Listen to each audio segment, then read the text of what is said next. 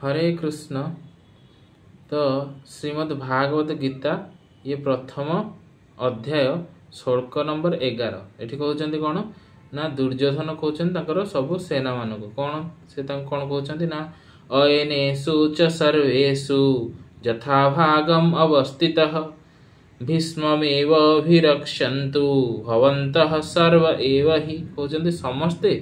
निज निज स्थान रे रही कौन करंतु ना भीष्म को रक्षा करंतु। तो ये भीष्म को काठू रक्षा करार दरकार अच्छी तो कहीं कहते तो भीष्म सी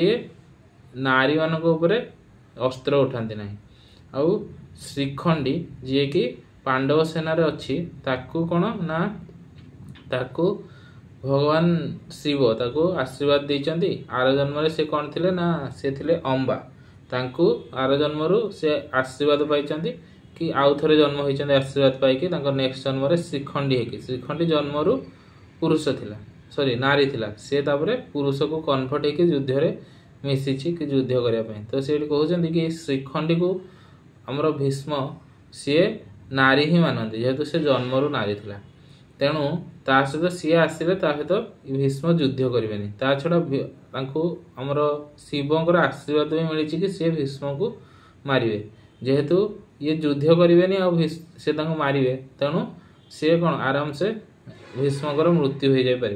माने जेहेतु इच्छा मृत्युर वरदान मिली तथापि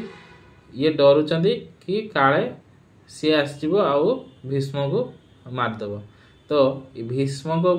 से जानी कि भीष्म जिते पर्यंत अच्छा दुर्योधन जानते कौन भीष्म जिते पर्यंत अच्छा से पर्यंत आमको कहीं हर पारे तेणु से समस्त को कहते कि तुम्हें सबू ये व्यूहर जिते सब द्वार अच्छी सबुपटे जगिकी रुह जमी श्रीखंडी कौपटे भी न पशि पारे। हरे कृष्ण।